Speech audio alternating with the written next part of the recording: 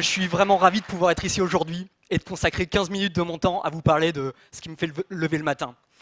Comme vous l'avez entendu, je suis psychologue du travail et sur le principe, c'est pas très sexy, ça fait pas beaucoup rêver.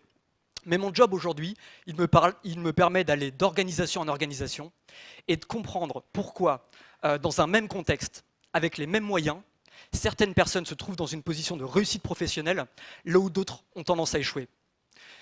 Mon job, c'est de comprendre les déterminants de cette réussite, de les mettre en avant pour les anticiper par la suite dans le recrutement et faire en sorte que les personnes sélectionnées soient en mesure de se réaliser à travers leur activité. Parce que la réussite professionnelle, c'est ça. Je ne l'entends pas à travers un meilleur niveau de performance uniquement. Je l'entends à travers un meilleur niveau de performance dans le temps. Et ça implique de rester motivé et engagé dans son activité. Ça fait 4 ans que je fais ça, et je peux vous dire que je constate une règle qui se répète au fur et à mesure des missions que j'entreprends. Cette règle, elle me permet d'arriver aujourd'hui avec 2 nouvelles. Et vous connaissez les histoires qui commencent comme ça, il y en a toujours une bonne et une mauvaise.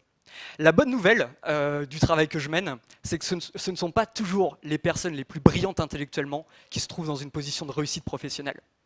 Alors, ce ne sera pas forcément une bonne nouvelle pour les spectateurs de TED, qui généralement ne sont pas limités à ce niveau-là, mais c'est une bonne nouvelle pour l'humanité quand même. Et ça veut dire que si ce ne sont pas toujours les personnes les plus brillantes qui réussissent dans leur job, c'est qu'il existe différentes stratégies pour se retrouver dans cette position-là. Et ça, c'est vraiment quelque chose d'intéressant pour moi. Ça veut dire que réussir, ce n'est pas une fatalité. On n'a pas des personnes qui peuvent réussir et d'autres qui seront toujours limitées à ce niveau-là. La mauvaise nouvelle qui l'accompagne, c'est que ces leçons que l'on peut tirer de l'évaluation, de l'analyse de la réussite professionnelle ne sont pas utilisées quand il s'agit de penser son projet professionnel. Ce qui est assez paradoxal puisque on veut tous réussir dans son job. Pour autant, quand on a à penser notre carrière, on ne se dit pas dans quel métier je vais réussir, dans quel métier je vais pouvoir me réaliser. La question qu'on nous pose, que ce soit au collège, au lycée, à l'université, ou même dans notre carrière, durant notre carrière, quand on veut la repenser, c'est qu'est-ce que tu veux faire? Qu'est-ce que tu veux faire? Je ne sais pas si quelqu'un a déjà réussi à répondre à cette question et aller au bout vraiment du processus. La première fois qu'on nous pose cette question, on doit avoir à peu près 13-14 ans. Et là, on nous dit qu'est-ce que tu veux faire? C'est comme si on nous donnait un sac avec des parpaings dedans, on vous le tend et on vous dit débrouillez-vous avec ça. Ok, ça colle un poids. Et pour l'alléger un peu, on trouve une réponse un peu rapide. Si on veut vraiment l'alléger, on va dire médecin ou avocat, parce qu'après nos parents nous enlèvent le sac et disent c'est super, on va t'aider, on va le porter avec toi. Ça peut être footballeur, ça peut être infirmière, ça peut être gendarme. On a tous une réponse à ça. Vous vous doutez bien que quand j'avais 14 ans et qu'on m'a posé la question, j'ai pas répondu psychologue du travail. J'étais pas fou, enfin à cette époque. Et j'ai répondu vétérinaire, comme 5 autres personnes de ma classe d'ailleurs. Et ce qui est marrant, c'est de constater qu'aujourd'hui on a 27 ans et qu'il n'y en a pas un de nous qui l'est. Et c'est pas un problème en soi, c'est pas un problème.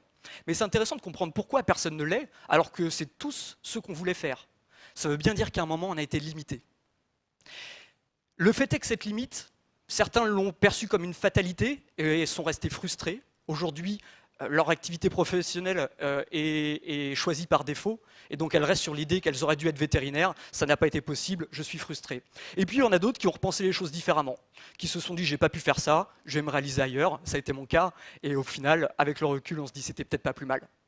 Parce que finalement, quand on regarde les choses dans l'absolu, il y a ce que l'on veut faire, mais si on est limité à un moment, c'est parce qu'on n'est peut-être pas en capacité d'accéder à ça. Et si on n'est pas en capacité, c'est parce qu'il y a une raison. Ça veut dire que derrière, on n'aurait pas le niveau et on se retrouvait dans une position d'échec. Et personne ne peut être heureux, épanoui au travail dans une position d'échec. Alors ces non, ces refus que l'on prend durant la scolarité, c'est vraiment pas quelque chose de limitant, ce sont des opportunités. C'est l'opportunité de ne pas se retrouver dans un projet professionnel où on est en échec. Et il faut le prendre comme ça. Il faut le prendre comme ça. Personnellement, j'ai vécu ça en première quand j'ai dû redoubler. Je me suis rendu compte que j'allais être limité pour me lancer dans une prépa scientifique et accéder au job de vétérinaire, qui est une des prépas les plus difficiles de France. Mais je ne suis pas plus persévérant que la moyenne, et pour autant, je ne me suis pas arrêté à cet échec-là. Lorsque j'ai redoublé, j'ai donc, au sens propre, redoublé d'efforts pour accéder à mon objectif. Et l'année suivante, je me suis retrouvé avec une moyenne exceptionnelle, en position de raccrocher avec mes ambitions. Durant cette année, j'ai pu vraiment me réaliser scolairement, et ça m'a donné une prise de confiance qui a eu des impacts au niveau social de manière incroyable. Et paradoxalement, là où j'aurais dû me remettre en confiance par rapport à mon projet, il y a une question qui s'est imposée à moi, et cette question, ça a été: est-ce que j'ai envie de m'orienter vers une voie qui va me limiter, qui va me mettre dans une position de difficulté, d'échec, où je vais être toujours moyen, comme je l'ai été avant que je redouble, ou est-ce que j'ai envie de me retrouver dans une voie professionnelle qui me permet de me réaliser, comme c'était le cas après mon redoublement? Et je peux vous dire que je ne m'éclatais pas en soi à faire des maths, de la physique, de l'SVT. Je m'éclatais à réussir en première S. Et c'est ce que j'avais envie de retrouver dans mon activité. C'est pour ça que j'ai choisi la psychologie. Et j'ai compris 5 ans plus tard, durant mes études, qu'est-ce qui s'était passé. Ça avait du sens, et ça avait un sens assez général. En psychologie, j'ai découvert Deci et Ryan, 2 psychologues du travail américains qui ont consacré leur vie à étudier la motivation et l'engagement au travail. Pour ceux qui sont encore à Maslow lorsqu'ils pensent la motivation au travail, je dois vous dire que ces 2 psychologues ont mis Maslow dans un musée. Ils se sont intéressés aux déterminants qui permettaient aux personnes d'être motivées et engagées au cours de leur carrière. Et ce qu'ils ont trouvé, c'est qu'il y avait différents besoins à satisfaire pour accéder à ce niveau de réalisation. Le premier besoin, c'était le besoin de compétence. On peut avoir des personnes qui font ce qu'elles veulent, qui sont dans un projet professionnel qu'elles voulaient, qu'elles désiraient. Si elles sont en position d'échec dans leur métier, de faible performance, elles ne peuvent pas être satisfaites, elles ne peuvent pas se réaliser. Donc ça, c'est une première chose.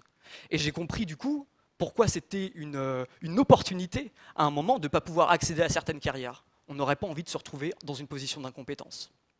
La deuxième leçon qu'ils tirent de leur recherche, c'est que les gens ont besoin d'autonomie. Et pour avoir de l'autonomie, pour voir les choses concrètement, il y a 2 approches. Il y a l'approche généralement des salariés que je rencontre au quotidien et qui nous disent « on nous en laisse pas assez ». Et puis il y a l'approche des employeurs qui nous disent « mais qu'est-ce qu'on aimerait leur en laisser de l'autonomie s'ils étaient capables d'en prendre un peu plus ». Et l'autonomie, ça implique d'être bon dans ce qu'on fait. Ça implique de le maîtriser de A à Z et mieux que personne. Si on nous laisse autonomes, c'est parce qu'on est capable de résoudre les problèmes auxquels on est confronté au quotidien mieux que notre supérieur, mieux que nos collègues. Et pour ça, ça demande d'être, on va dire, les meilleurs dans ce qu'on fait. Ça demande de mettre au quotidien notre talent à contribution.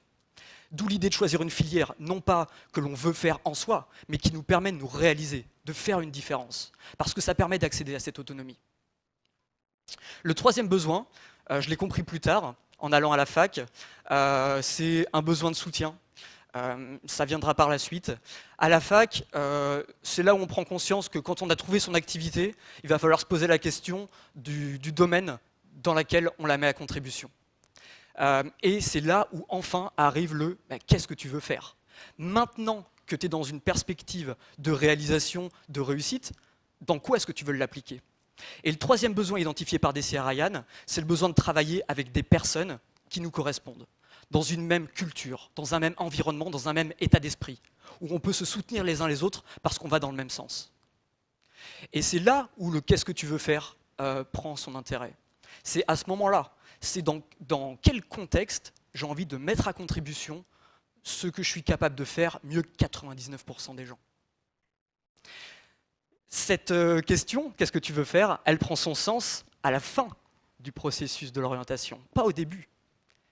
Et si on se pose les questions dans le mauvais ordre, on ne peut pas y répondre de manière cohérente. Cette question, j'ai répondu par une personne. J'avais envie de travailler avec une seule personne. C'était David Bernard, mon mentor.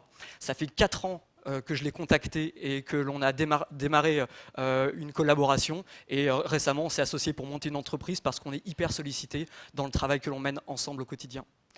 Donc ça a pris tout ce sens. Vous le verrez à travers les autres speakers présents aujourd'hui. Certains auront préféré un environnement associatif, d'autres un environnement privé dans un certain secteur, parce que ça a du sens pour eux. Et ce sens, il est important, mais il est important à la fin du processus de l'orientation. Alors, s'orienter, choisir son projet professionnel, c'est pas dire qu'est-ce que je veux faire. Et c'est pas le décider à un instant T. C'est prendre le temps de dérouler un processus. Le processus, d'abord par une prise de conscience de ce que l'on peut faire et ce que l'on ne peut pas faire. Être au clair là-dessus. Une fois que l'on sait ce que l'on peut faire, c'est se connaître et comprendre sur quel aspect on peut faire une différence. On peut vraiment se singulariser des autres. Et enfin, et seulement enfin, de processus, se dire qu'est-ce que je veux faire, dans quel environnement je veux apporter ma contribution au monde. Et de la même manière, vous le verrez avec les speakers qui sont là, ceux qui ont eu cette démarche-là se sont retrouvés dans des environnements totalement exceptionnels et ont réussi à faire une place. Là, on aurait pu dire, mais il n'y a pas de travail là-dedans, c'est pas possible, ça n'existe pas. En psychologie, c'est bouché, ça mène à rien et ça n'a pas de sens. C'est pas l'avenir. Aujourd'hui, on a des entreprises qui sont florissantes parce qu'on sait pourquoi on est là et on sait quelle contribution on veut apporter. C'est vraiment quelque chose que je voulais vous amener aujourd'hui. Cette démarche de projet professionnel, elle a du sens quand on se pose les bonnes questions dans le bon ordre. Et à titre personnel, si vous voulez un peu plus en savoir sur ce pourquoi vous êtes fait, ce dans quoi vous pouvez vous réaliser, je ne vous apporterai pas de réponse, malheureusement, personnellement, ce n'est pas mon objectif. Mais je peux quand même vous indiquer un petit truc. Je vous conseille d'inviter à dîner Woody Allen. Mais bon, pas Woody Allen uniquement, parce que sinon ce sera un monologue interminable. Je vous conseille d'inviter Woody Allen, Albert Einstein et Pindare, qui est un poète lyrique grec. Simplement parce qu'ils ont des éléments à vous apporter sur ce que vous pouvez faire, ce dans quoi vous pourriez réussir. Si vous les invitez à dîner et que vous leur demandez « Qu'est-ce que vous pensez de moi ? Qu'est-ce que vous pensez de ma capacité à contribuer à quelque chose ? Pourquoi est-ce que je suis fait ? Dans quoi est-ce que je pourrais réussir ?» Woody Allen vous répondra « Mais chacun doit trouver sa solution. » Et il a raison. Il a raison, chacun doit trouver sa solution. Le fait est que ça vous laisse face à votre aussi incertitude et votre limite à trouver votre solution. Vous pourrez bien sûr lui répliquer que si vous l'avez invité à dîner, c'est parce que vous n'avez pas cette solution. C'est pour ça qu'Albert Einstein est présent à votre table. Parce qu'Albert Einstein a dit, je ne sais pas si vous connaissez cette citation, mais un problème sans solution est un problème mal posé. Est un problème mal posé. Et c'est vraiment ça notre problème dans l'orientation, c'est qu'on pose mal le problème. On demande aux gens ce qu'ils veulent faire. On ne leur demande pas ce à quoi ils peuvent contribuer. On n'essaie pas de les amener dans ce process de différenciation, de singularisation par rapport aux autres. Qu'est-ce que tu apportes à un groupe de travail ? Qu'est-ce que tu apportes dans tes activités au quotidien ? Et une fois qu'on s'est posé cette question, dans quoi on veut le mettre à contribution ? Et pourquoi Pindare est à votre table ? C'est parce que jusque-là, vous n'avez pas eu beaucoup d'éléments sur ce que vous pouvez faire, ce dans quoi vous pouvez vous réaliser. Et Pindare, 500 ans avant Jésus-Christ, s'était posé cette question. Qu'est-ce que je dois avoir en tête si je dois choisir un projet de vie ? Et il a répondu à cette question par une aporie. Cette aporie, c'est « deviens ce que tu es quand tu l'auras appris ». Et la leçon que je tire au quotidien des gens qui réussissent, c'est ceux qui ont réussi à mettre en avant dans leur travail ce qu'ils étaient parce qu'ils l'ont appris. Donc la leçon que je vous donne aujourd'hui, c'est de devenir qui vous êtes. Merci.